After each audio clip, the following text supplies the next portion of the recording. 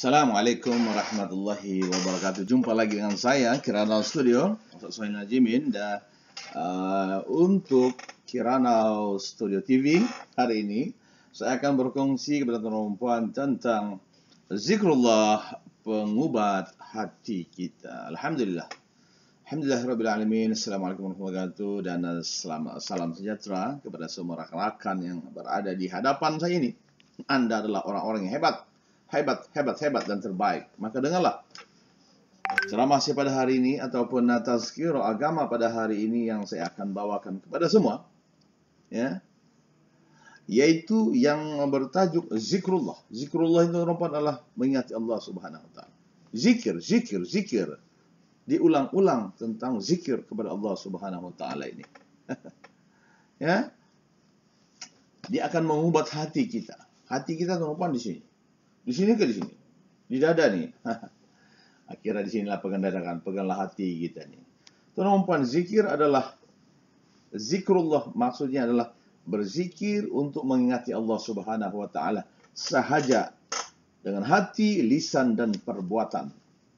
Nah, ingat ya. Ada berzikir teman-teman, kena ada adab untuk berzikir kepada Allah Subhanahu wa taala ini. Ada berzikir, pertama adalah menyebut lafaz zikir dengan betul dan memahami dia punya maksud. Subhanallah, maha suci Allah. Kita paham dia punya maksud. Ada yang tak paham dia punya maksud. Susahlah. Bukan susahlah. Tapi dia macam tidak masuk dia punya zuk. Subhanallah, maha suci Allah. Maha suci Allah. Maha suci Allah. Allah Akbar, Allah maha besar. Allah Akbar, Allah Akbar, Allah Akbar. Subhanallah. Dan Allah, itu yang kita kena ada. Juga berzikir dalam keadaan yang bersih, suci daripada hadas. Kita hendak baca Al-Quran, teman-teman. Baca Al-Quran ini adalah ibadah. Kena ada wudu. Suci lah. Maka kita mengambil wudu lah. Yang ketiga, teman-teman, adalah zikir dengan lafaz yang terdapat dalam nas Al-Quran dan hadis. Subhanallah, alhamdulillah, wa la ilaha illallah, Allahu Akbar. Bismillah. Dalam Al-Quran kan, ya Rasulullah SAW pun setiap berzikir kepada Allah SWT. Doa. Amar Rasulullah SAW dalam Al-Ma'thurat. Allahu Akbar. Kemudian yang keempat adalah menggunakan suara yang perlahan. Ambil mikrofon kuat. Allah. Boleh tuan? Boleh, salah. Tapi jangan mengganggu orang. Tapi zikrullah ini tuan-tuan kita boleh buat di mana-mana. Di luar, di bilik, keluar bilik, atas bilik, atas pokok dan sebagainya. Buatlah. Yang penting kita mengingati Allah Subhanahu wa taala. Allah. Para ulama begitu, para rasul pun begitu. Sunnah. Yang kelima adalah tidak berzikir semasa qada hajat. Qada hajat ini dalam tandas. Anda berzikir dalam tandas. Allahu Akbar dalam tandas, tengah qada hajat, tengah berak. Buang air besar. Itu tak boleh. Jangan Jangan. Yang keenam adalah memperbanyakkan zikir dalam suasana yang genting ataupun dalam suasana yang tidak genting. Banyakkanlah zikir. Subhanallah seorang.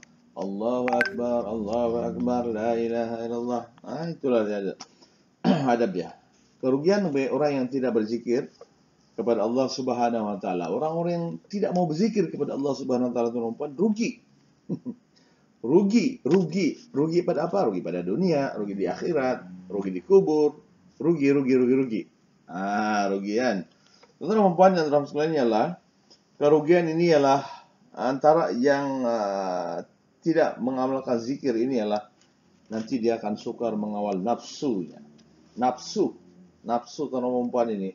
Kalau ceritakan tentang nafsu ini, teman-teman, apabila Allah Subhanahu wa taala menciptakan nafsu ini, Allah masukkan ke dalam begitu dengan nafsu. Nafsu ini jadi makhluk. Dia makhlukan. Wahai nafsu, siapa aku ini, kata Allah Subhanahu wa taala. Allah tanya kepada nafsu. Engkau ni engkau lah aku. Oi nafsu. Allah masukkan ke dalam neraka, teman-teman. 1000 tahun. Keluarkan lagi. Nafsu, engkau ni siapa? Sama juga jawapan. Engkau lah aku. Oi, ego nafsu ni. Masuk dalam neraka. Kali ketiga. Lepas tu, kali ketiga masuk. Allah tanya balik, wahai nafsu, aku ini siapa? Engkau adalah Tuhanku. Baru dia mengaku Tuhan nafsu ini kepada Allah SWT. Allah tanya, baru Allah masukkan nafsu ini ke dalam binatang, ke dalam manusia. Manusia ada nafsu kan? Kecuali pada malaikat. Dan nafsu ini masukkan ke dalam makhluk jin dan sebagainya lah. Pokok ada nafsu. Allahu a'lam bishawab. Ada? Oke, sukar mengawal nafsu dan tidak berzikir ini. Yang kedua, berada dalam keadaan gelisah. Dia tidak kenal Tuhan. Dia tidak kenal Tuhannya. Akan sentiasa gelisah. Oke, dan yang ketiga adalah semakin jauh dengan Allah Subhanahu wa taala orang tidak berzikir ini ya. Kemudian sebab perlunya kita ini ada adab semasa berzikir kepada Allah Subhanahu wa taala, kita mengingati Allah, baca Al-Qur'an, subhanallah, kita solat. Zikir juga tuh, solat sunat kan, yang solat wajib kan. Supaya tidak mengganggu ketenteraman orang lain. Mas kita relax, duduk, botak. Nanti kalau tidak berzikir, dia berzikir dengan Allah Subhanahu wa taala tuh nanti ada lah itu dia pergi kacau orang lain. Coba lihatlah anak-anak kita nih. Kan, suka main saja. Anak-anak yang budak kecil ini kan. Kita suruh berzikir. Subhanallah, subhanallah, subhanallah. Dia round-round, ada pusing-pusing lah itu. Itu namanya kita nampakkan dia suka mengganggu ketenteraman orang. Budak-budak. Yang kedua adalah untuk mencapai kesempurnaan dalam ibadah. Untuk kita mau sempurna, kena zikir kepada Allah SWT. Macam kita zikir ini adalah ucapan terima kasih. Alhamdulillah, alhamdulillah, alhamdulillah, alhamdulillah. Subhanallah. Yang ketiga adalah selaras dengan sunnah. Zikrullah ini adalah sunnah para rasul, para nabi, dan juga amalan para sahabat dan juga para ulama. Ulama-ulama yang beriman kepada Allah Subhanahu wa taala. Allahu Akbar. Yang keempat adalah berdisiplin dalam menunaikan ibadah. Jika kita menunaikan zikrullah, kitalah manusia yang berdisiplin. Kitalah manusia yang akan berdisiplin. Otak sentiasa bergeliga. Subhanallah. Kerana Allah Subhanahu wa taala, semua perbuatan kita lillahi ta'ala. Yang hikmah beradab ketika berzikir merupakan Allah suka, Allah sayang kepada kita. Kedua, orang berzikir, tuan-tuan dan puan, juga mendapat pahala yang besar dari Allah Subhanahu wa taala. Rasulullah SAW telah pernah melihat malaikat, tuan-tuan dan puan, membawa pahala yang besar daripada para sahabat. Banyak malaikat membawa kalimah apa itu? La ilaha illallah, subhanallah bihamdi subhanallahil azim, la haula wala quwwata illa billahil azim. Bismillahirrahmanirrahim, la yadhurru apa lagi ya? Bismillahirrahmanirrahim, ataupun doa-doa yang hebat dalam al-surat tuh. Subhanallah. Kemudian yang ketiga adalah jiwa kita akan tenang. Jiwa kita tenang, jiwa tenang dan tenang setenang-tenangnya. Apabila kita melihat diuji, ada orang meninggal, orang aksiden, kita aksiden dan sebagainya, kita akan jadi tenang. Sebab semua kehendak Allah Subhanahu wa taala. Ya. Itulah kelebihan orang berzikir kepada Allah Subhanahu wa taala dan jiwanya hanyalah kepada Allah. Allah lebih suka perempuan bila kita berdoa terus kepada Allah. Tak payah melalui makhluk ini. Allah tidak suka tuh kalau kita berdoa sebut nama makhluk dulu. Allah suka yang kita sebut nama Allah. Alhamdulillah, syukur pada Allah. Allah suka tuh. Baru kita minta Alhamdulillahirabbil alamin wassalatu wassalamu ala sayyidina Muhammad wa ala sahbihi wasallam. Allahumma ighfir lana ya Allah dzunubana wa liwalidina warhamhum kama rabbana shighara.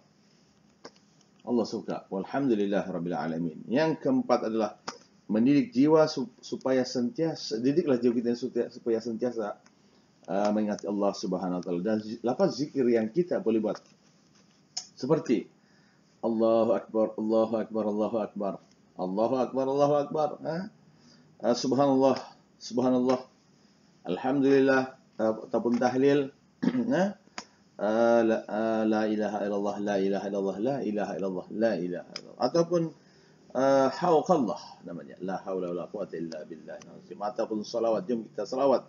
Allahumma salli ala Muhammad, ya Rabbi salli alaihi wasallim, Rabbi fanfa'na bi barakatihim wa hadina al-husna bi hurmatihim. Ataupun sallallahu ala Muhammad sallallahu alaihi wasallam. Kita juga boleh salawat kepada Rasulullah SAW. Dan banyak kelebihan-kelebihan orang yang berzikir kepada Allah SWT. Tadi saya telah terangkan. Jangan lupa teman-teman untuk subscribe di Kirana Studio TV. Di sini ya, tombol merah tuh untuk kita semua. Sebab dia adalah untuk kita semua. Dan saya rasa yang baik Allah SWT kurang dari diri saya sendiri. Sekian, terima kasih. Dan Anda lah yang terbaik. Terima kasih.